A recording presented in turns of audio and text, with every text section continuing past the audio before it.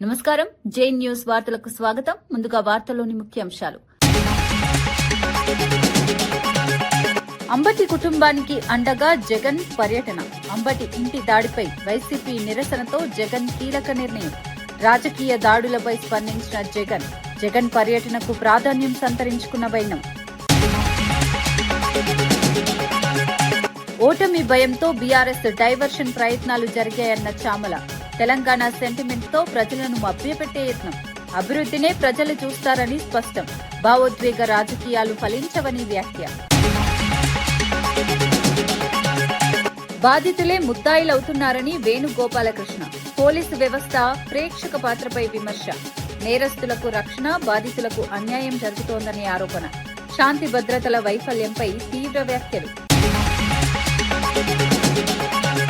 కరీంనగర్ లో కార్యకర్తలకే టికెట్లు అన్న బండి సంజయ్. పార్టీ బలమే కార్యకర్తలని స్పష్టం. అభివృద్ధికి ఓటేయాలని ప్రజలకు పిలుపు.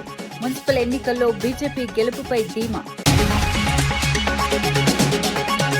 అంబటి కేసుపై కూటమిని ప్రశ్నించిన వైసీపీ. ప్రశ్నిస్తే కేసులా అంటూ సతీష్ రెడ్డి ఫైర్. అధికార దుర్వినియోగం ఫలించదన్న హెచ్చరిక. ప్రజలన్నింటినీ గమనిస్తున్నారని వ్యాఖ్య.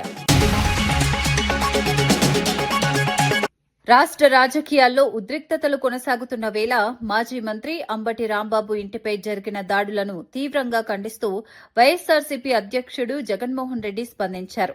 తెలుగుదేశం పార్టీ గూండాలు దాడులకు పాల్పడ్డాయని ఆరోపిస్తూ ఈ ఘటనను రాష్ట్రమంతా చూసిందని వైఎస్సార్సీపీ నేతలు అంటున్నారు.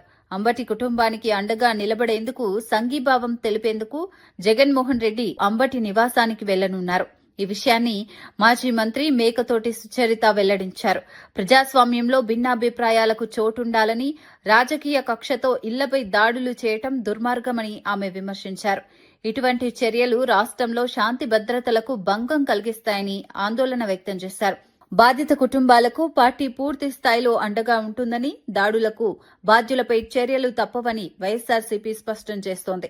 ఈ పర్యటన రాజకీయంగా మరింత ప్రాధాన్యం సంతరించుకుంది. ఈ మహిళలందరూ ఉన్న ఇంట్లో ఒక ఎమ్మెల్యే వచ్చేసి, మహిళా ఎమ్మెల్యే వచ్చేసి వాళ్ళ ఇంటి మీద పడి దాడులు చేయించడం అన్నది చూస్తుంటే నిజంగా చాలా ఘోరంగా అనిపిస్తూ ఉంది.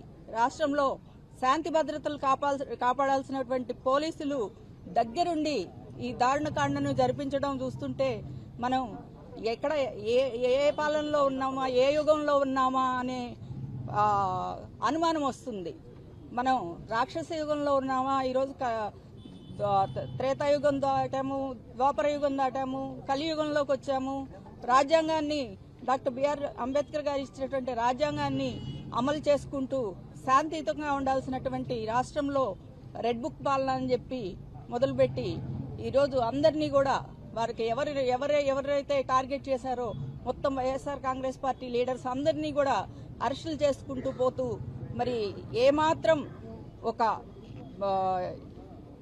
ఎలా ఇబ్బంది పెట్టాలని కార్యకర్తలందరినీ కూడా భయభ్రాంతులకు గురి చేస్తున్నటువంటి ఈ రాక్షస పాలన ఖచ్చితంగా పోవాలంటే దాన్ని మనం రాష్ట్రపతి గారికి నివేదించుకొని గవర్నర్ పాలన విధిస్తే తప్పితే ఈ రెడ్ బుక్ రాజ్యాంగానికి అంతం లేదని కూడా తెలియజేస్తా ఉన్నాం.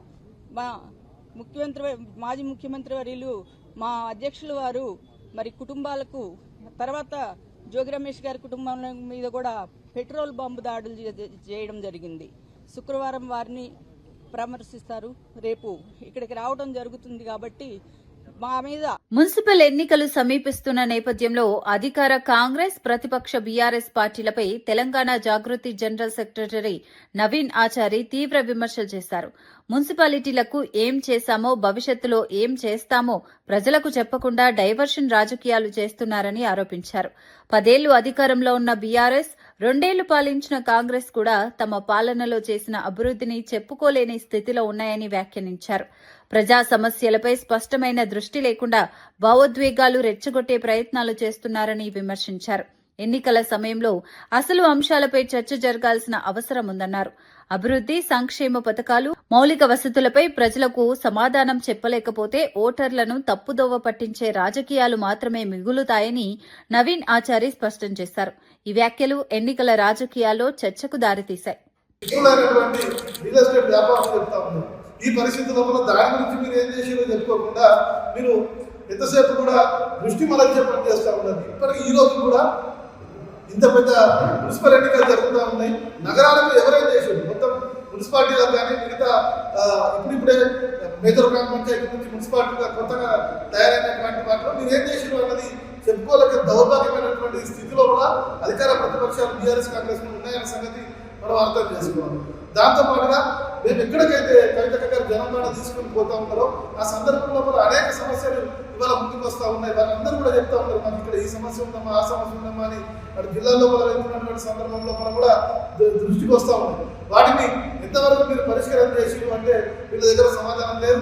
అది చెప్పుకోకుండా ఎంతసేపు కూడా ప్రజల దృష్టిని ఏమార్చేటటువంటి పనులు చేస్తూ ఉన్నారు. ఖచ్చితంగా కూడా ప్రజా కోర్టులో కూడా ప్రజలు మిమ్మల్ని శిక్షిస్తారు. ఏ మున్సిపాలిటీలో జరుగుతున్నాయో ప్రజలందరూ కూడా అక్కడ అప్రమత్తంగా ఉండాలా.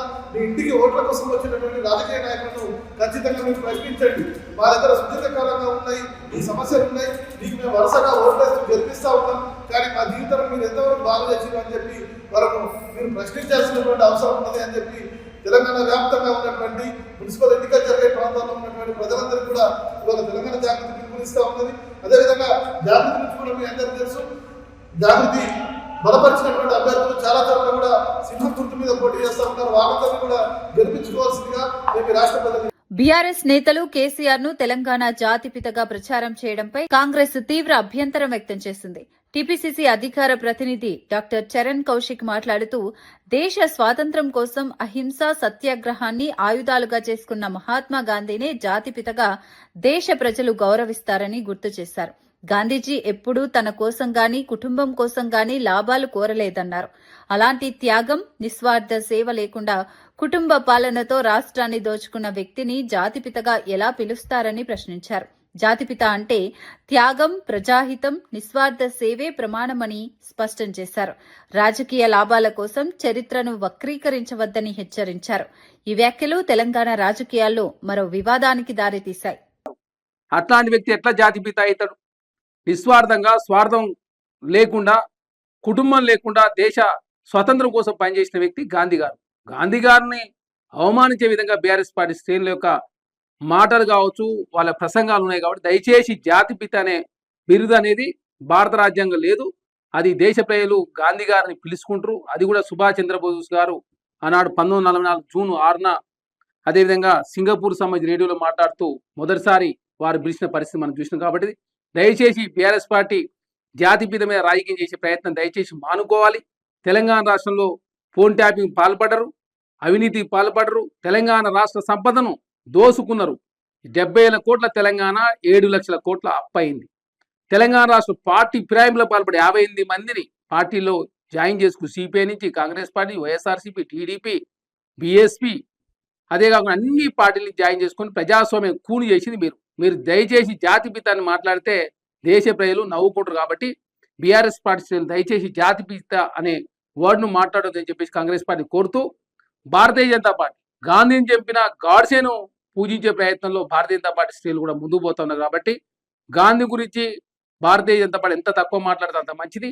అదే కాకుండా జాతిపిత గురించి అనవసరంగా రాజకీయ చేసే ప్రయత్నం బీఆర్ఎస్. తెలంగాణలో ప్రభుత్వ జిల్లా పరిషత్ పాఠశాలల్లో చదివి 10వ తరగతి పరీక్షల్లో అత్యధిక మార్కులు సాధించిన విద్యార్థులకు 2.20 కోట్ల నగదు బహుమతులు ప్రకటించడాన్ని పలువురు అభినందిస్తున్నారు. ప్రైవేటు సంస్థ శ్రీరామ్ లైఫ్ ఇన్సూరెన్స్ ముందుకొచ్చి ఈ ప్రోత్సాహకాలు అందించడాన్ని ప్రశంసించారు. ప్రభుత్వ పాఠశాలల విద్యార్థుల్లో పోటీతత్వాన్ని పెంచేందుకు ఇది దోహదపడుతుందని నాయకులు అభిప్రాయపడ్డారు.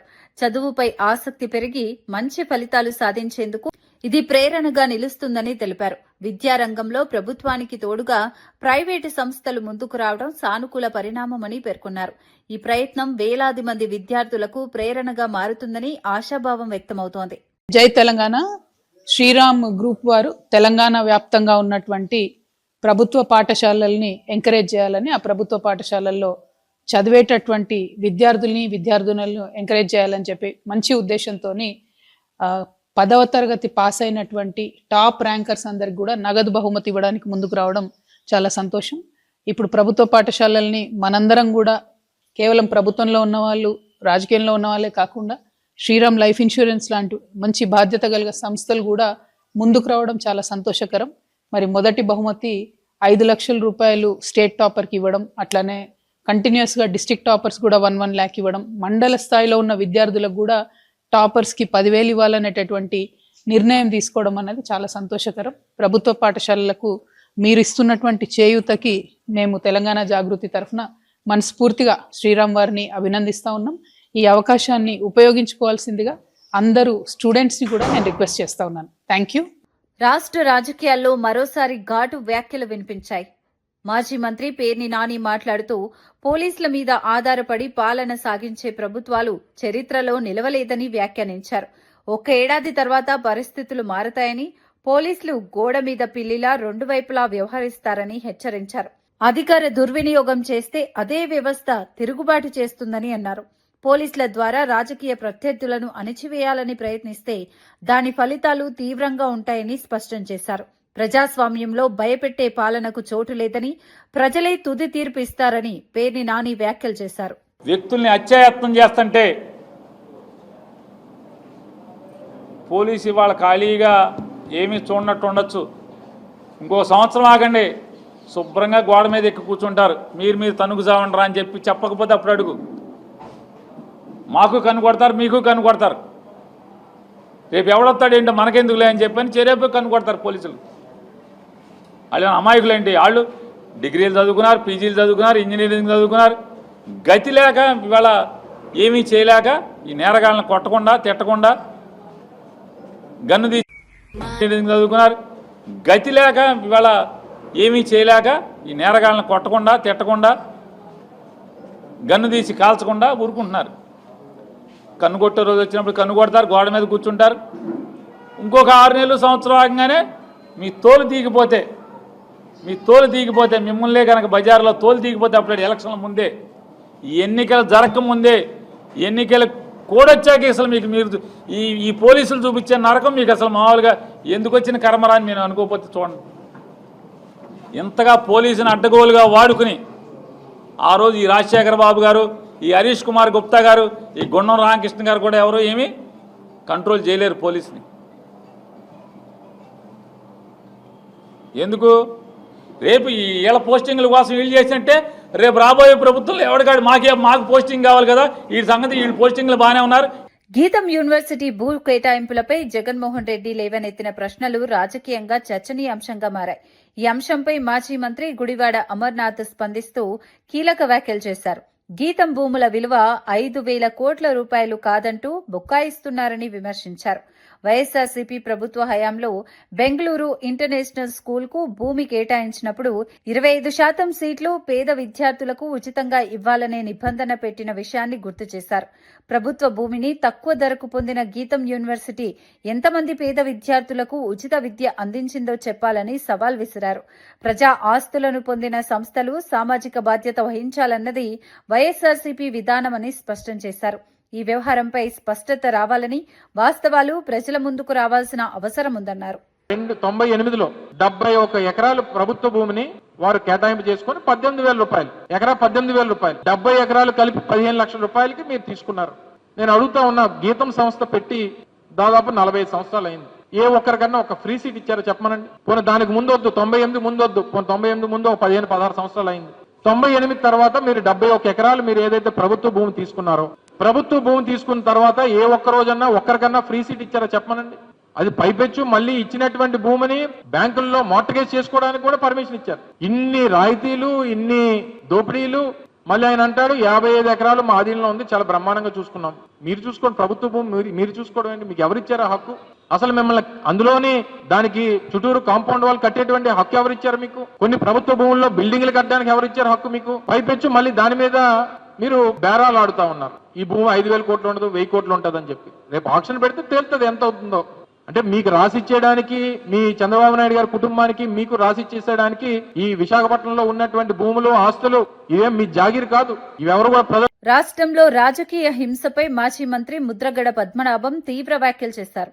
మాజీ మంత్రుల ఇళ్లను తగలబెట్టే విధానాన్ని ఈ రాష్ట్రంలో చంద్రబాబు నాయుడు ప్రవేశపెట్టారని ఆరోపించారు. టీడీపీ నేతలే బూతులు తిడుతూ రెచ్చగొడుతూ ఈ పరిస్థితులకు కారణమవుతున్నారని విమర్శించారు. గతంలో జంతువులపై నెయ్యి అంశంలో అబద్దాలు ప్రచారం చేసినందుకు చంద్రబాబు క్షమాపణ చెప్పి ఉంటే ఆయన గౌరవం పెరిగేదని వ్యాఖ్యానించారు. రాజకీయ లాభాల కోసం సమాజంలో ద్వేషాన్ని రెచ్చగొట్టడం ప్రమాదకరమని హెచ్చరించారు. ప్రజాస్వామ్యంలో హింసకు చోటు లేదని, రాజకీయ విభేదాలను శాంతియుతంగా పరిష్కరించుకోవాలని సూచించారు. ఇటువంటి ఘటనలు రాష్ట్రానికి చెడు పేరు తెస్తాయని ముద్రగడ వ్యాఖ్యలు చేశారు. మాజీ మంత్రులు ఇళ్లు తగలబెట్టే విధానం ఈ రాష్ట్రంలో ప్రవేశపెట్టినందుకు చాలా బాధగా ఉందండి. ఇది మంచి సాంప్రదాయం కాదు. వారు బూతులు తిట్టే విధానం రాజకీయాల్లో ఎప్పుడు చూడలేదు. పండ బూతులు తిట్టడం, తిట్టించడం మూలంగా ఎదుటి వ్యక్తిని రెచ్చగొట్టడం బాధాకరం అండి. ఎప్పటికైనా చంద్రబాబు నాయుడు గారు ఆ కల్తీ నెయ్య విషయంలో నాకు తప్పుడు రిపోర్ట్ వచ్చింది, నేను సారీ చెప్తున్నాను అంటే ఆయన గౌరవం పెరిగేదండి. ఆ పని చేయకుండా వేరే రకంగా దాడి చేయించడం, ఆ కప్పిపుచ్చుకోవడం కోసం, తప్పించుకోవడం కోసం విశ్వ ప్రయత్నం చేస్తా ఉన్నారు. ఇది మంచి పని కాదు. మున్సిపల్ ఎన్నికల నామినేషన్ల ప్రక్రియ ముగిసిన తర్వాత రాజకీయ వేడి పెరిగింది. ఈ నేపథ్యంలో భువనగిరి ఎంపీ చామల కిరణ్ కుమార్ రెడ్డి మాట్లాడుతూ ఓటమి భయంతో బీఆర్ఎస్ నేతలు తెలంగాణ సెంటిమెంట్ ను రెచ్చగొట్టే ప్రయత్నాలు చేస్తున్నారని ఆరోపించారు. కేసీఆర్ కు సిట్ నోటీసులు ఇచ్చిన వెంటనే ధర్నాలు, బందులు చేపట్టి ప్రజలను తప్పుదోవ పట్టించారని విమర్శించారు. ఎమ్మెల్యే కాకుండానే మంత్రి పదవి పొందిన లక్కీ స్టార్ హరీష్ రావేనని వ్యాఖ్యానించారు. మున్సిపల్ ఎన్నికల్లో కాంగ్రెస్ పై విషం చిమ్మే ప్రయత్నాలు ఫలించవని స్పష్టం చేశారు. ప్రజలు అభివృద్ది, సంక్షేమాన్ని మాత్రమే చూస్తారని అన్నారు. భావోద్వేగ రాజకీయాలు ప్రజలను మభ్యపెట్టలేవని చామెల వ్యాఖ్యలు చేశారు. ఎందుకంటే మొన్న జూబ్లీహిల్స్ ఎన్నికలతోటే ఏదైతే కేటీఆర్ గారు తొడగొట్టి ఛాలెంజ్ చేసి ఇప్పుడు సపరేక చాలా రోజులు అర్థం కాక అటు ఇటు తిరిగి ఇప్పుడు మళ్ళీ వచ్చి నిన్నమన్న ఈ కథలు పిట్ట కథలు చెప్పుకుంటా జాతి పిత అని, ఈ పిత అని, ఆ పిత అని చెప్పుకుంటా ఈ మున్సిపల్ ఎన్నికలల్లో తెలంగాణ ప్రజల ఆలోచింపజేసి కాంగ్రెస్ పార్టీపై విషం చిమ్మే ప్రయత్నం చేస్తూ నిన్న సాయంత్రం ఒక ట్వీట్ పెట్టిండు హరీష్ రావు గారు నేను ఒక్కటే మీకు చెప్తున్నా, ఎవరు యాక్సిడెంటల్ లీడరో, ఎవరు లక్కులో ముఖ్యమంత్రి అయ్యారో, ఎవరు లక్కులో మంత్రి అయ్యారో తెలంగాణ ప్రజలకు తెలుసు. హరీష్ రావు గారికి మీకు ఒకటి చెప్తున్నా, మళ్ళీ తెలంగాణ ప్రజల్లో కొంతమంది మర్చిపోయారు. హరీష్ రావు అనే వ్యక్తి ఎమ్మెల్యే కాకుండానే మంత్రి పదవి కాంగ్రెస్ పార్టీ అధికారంలో ఉన్నప్పుడు రాజశేఖర్ రెడ్డి గారి ప్రభుత్వంలో మంత్రివర్గంలోకి వచ్చిండు. అంటే ఓట్లు వేయించుకోకుండానే మంత్రి పదవి తీసుకున్నటువంటి వ్యక్తి మన రాష్ట్రంలో ఎవరన్నా లక్కీ స్టార్ ఉండంటే అది హరీష్ రావే. ఇప్పుడేదో 6 అడుగులున్నా నేను bubble star, super star, bubble shooter అని చెప్పి ఏదో రోడ్ల మీద తిరుగుతుంది. కానీ ఒకప్పుడు ఈయనకు బేస్ లేకుండానే మంత్రి పదవి చేసినోడు ఆయన. హరీష్ రావు గారు మీరు ఒక గుంట నక్క అని ఇప్పుడు మామగారు ఎంత తొందరగా తుది శ్వాస వదిలితే మీ శ్వాస తీసుకుందామన్న ఆలోచనతోటి ఆ కుర్చీ దగ్గర కూర్చున్న విషయాన్ని మీ సొంత మరదలు కవిత గారే చెప్పారు. లడ్డూ వ్యవహారానికి సంబంధించిన వాస్తవాలు బయటకు రావడంతో వాటిని దాచేందుకు ప్రయత్నాలు జరుగుతున్నాయని ఎమ్మెల్సీ లేళ్ల అప్పిరెడ్డి ఆరోపించారు. ప్రజలను డైవర్ట్ చేయాలనే ఉద్దేశంతో అంబటి, జోగి రమేష్ ఇళ్లపై దాడులు చేశారని విమర్శించారు. ఇటువంటి దౌర్జన్యాలు ప్రజల మనసుల్లో చెరిగిపోని ముద్రగా మిగిలిపోతాయని అన్నారు.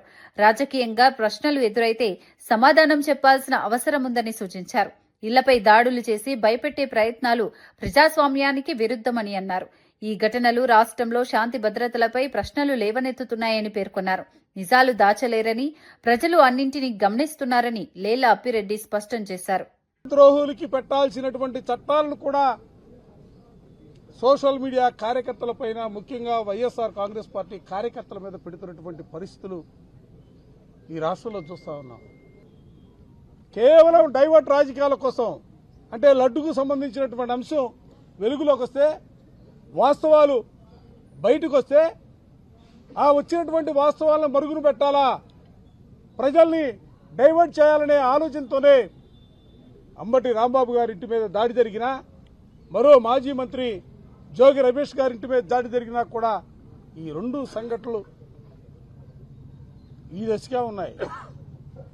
నేను ఒకటే చెప్పదలుచుకున్నా, అరచేతిని అడ్డు పెట్టి సూర్యకాంతి నాపాలనే ప్రయత్నం చేస్తే ప్రతిఫలం ఏ విధంగా ఉంటుందో వైఎస్ఆర్ కాంగ్రెస్ పార్టీకి సంబంధించినటువంటి నాయకులపైన, ముఖ్యంగా రాంబాబు గారి పైన, అక్కడ రమేష్ గారి పైన దాడులతో భయపెట్టాలంటే రాంబాబు భయపడతాడా?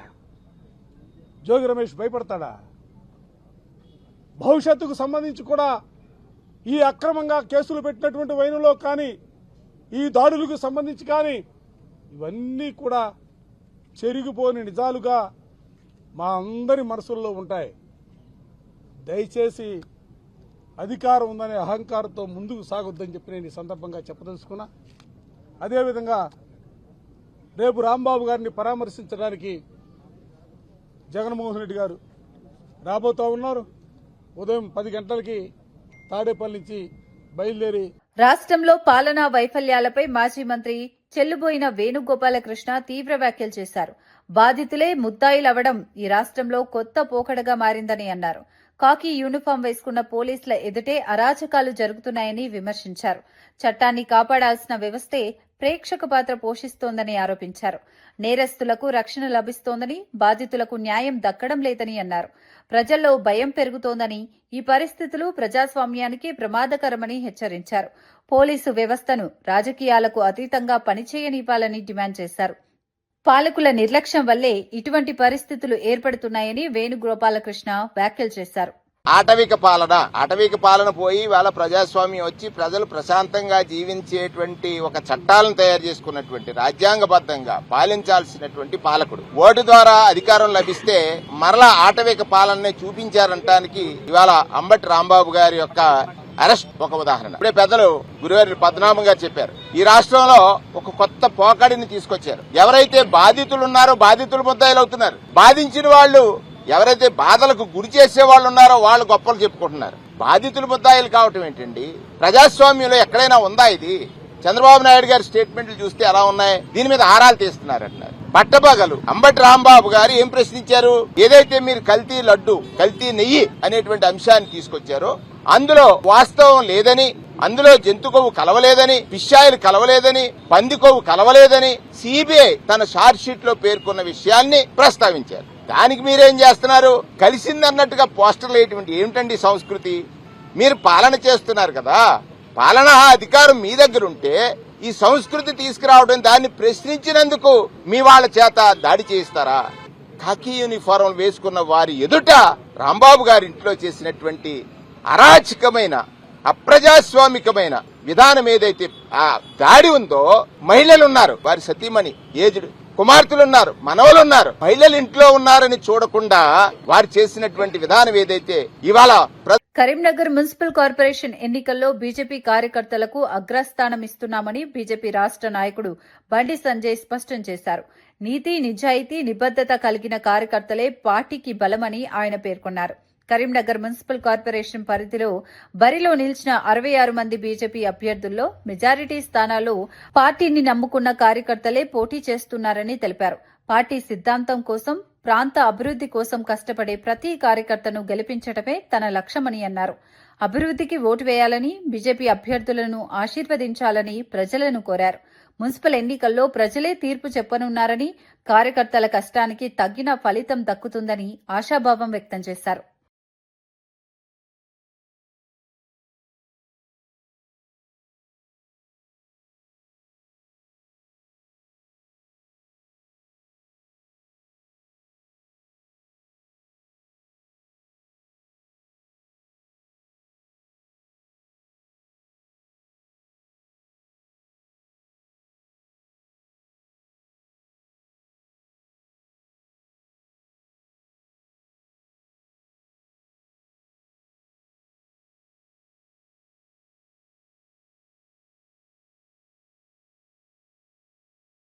నాగర్ కర్నూల్ జిల్లాలో మున్సిపల్ ఎన్నికల వేళ రాజకీయ ఉద్రిక్తతలు నెలకొన్నాయి.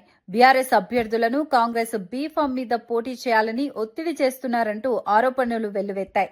నాగర్ కర్నూల్ పట్టణంలోని 15వ వార్డులో బీఆర్ఎస్ తరపున నామినేషన్ వేసిన నసీమా బేగం ఇంటికి వెళ్లి కాంగ్రెస్ పార్టీ నుంచి పోటీ చేయాలని బెదిరింపులకు పాల్పడ్డారని ఆరోపించారు. మార్కెట్ కమిటీ చైర్మన్ రమణారావు సహా ఇతర కాంగ్రెస్ నాయకులు బ్లాక్మెయిల్ చేశారన్న ఆరోపణలు వచ్చాయి. విషయం తెలుసుకున్న మాజీ ఎమ్మెల్యే మర్రి జనార్దన్ రెడ్డి ఘటనా స్థలానికి చేరుకున్నారు. పరిస్థితి ఉద్రిక్తంగా మారడంతో పోలీసులు జోక్యం చేసుకుని అభ్యర్థి ఇష్టప్రకారం నిర్ణయం తీసుకోవాలని సూచించారు.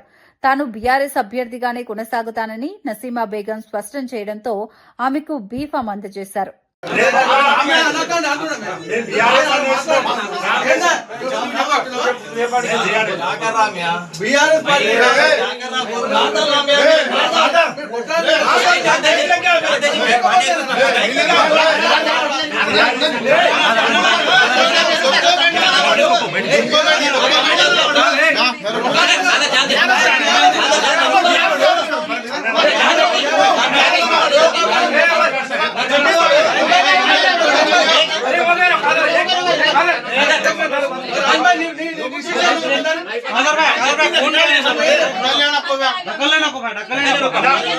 ఇంత అవసరమా?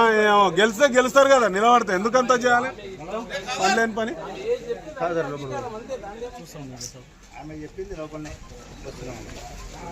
ఆ కాదర్ ఎందుకు వస్తున్నాడు లోపలికి? ఆయన ఎందుకు పంపిస్తారు? ఆయన ఇంటి అయినా కదా, ఏం కదా.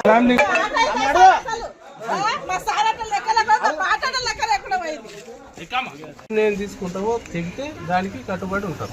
మీకు ఏదైనా ప్రాబ్లం ఉందంటే చెప్పండి.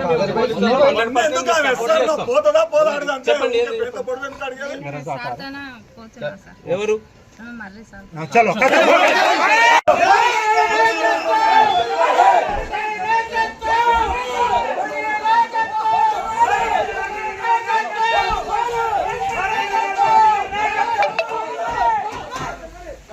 టీడీపీ మహిళా కార్యకర్తలతో బూతులు తిట్టించి ప్రతిగా స్పందించిన అంబటి రాంబాబుపై కేసు నమోదు చేయడంపై వైఎస్సార్సీపీ తీవ్ర అభ్యంతరం వ్యక్తం చేసింది.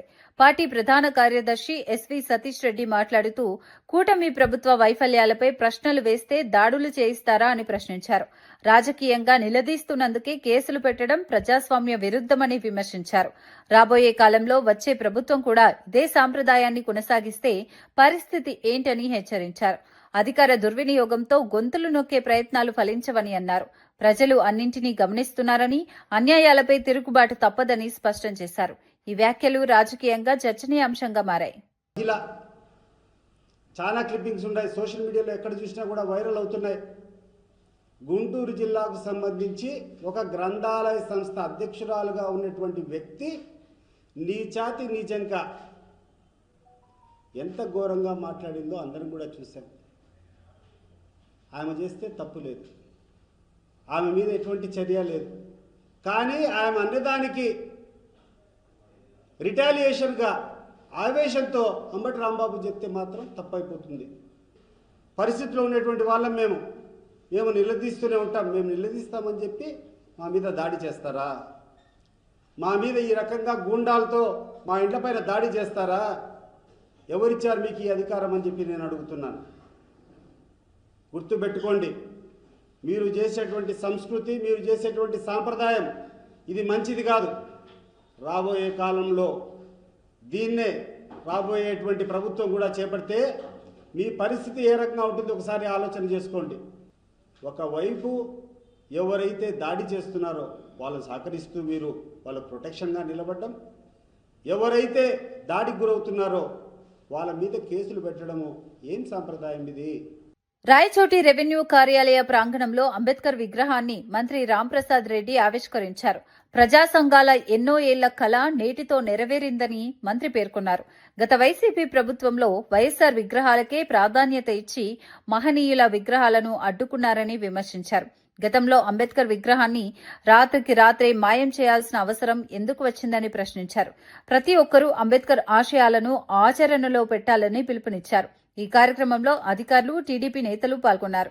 అంబేద్కర్ ఆశయాలతో సమాజంలో సమానత్వం, న్యాయం సాధ్యమవుతుందని మంత్రి వ్యాఖ్యలు చేశారు. రాజ్యాంగ సృష్టికర్త ఎందరో అభాగ్యులకు ఈరోజు భారతదేశంలో కూడుగుడ్డ దక్కుతుందంటే అది కేవలం ఆ రోజు రాజ్యాంగంలో పొందుపరిచిన చట్టాలు, రాజ్యాంగంపై అవగాహనతో భారతదేశానికి ప్రపంచంలోనే ఒక పేరు, కీర్తిని తెచ్చిన ఘనత కూడా ఆయనకే దక్కుతుంది.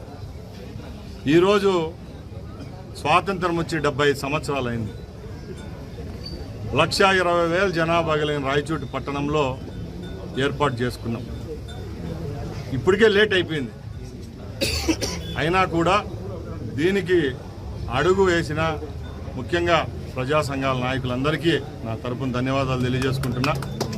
అలాగే అంబేద్కర్ గారి స్ఫూర్తితో కేవలం విగ్రహాలు ఏర్పాటు చేయడమే కాదు, అంబేద్కర్ గారి స్ఫూర్తితో ఆయన ఆశయాలు ముందుకు తీసుకొని పోయేదానికి తప్పకుండా ఆయనను చూసినప్పుడు, ఆయనను స్మరించుకున్నప్పుడు రోజుకు ఒకరన్నా ఆ పేదవాని కష్టాన్ని విని వాళ్ళకి సహాయం చేసేదానికి కూడా వాళ్ళకి మనసు రావాలని కోరుకుంటున్నా.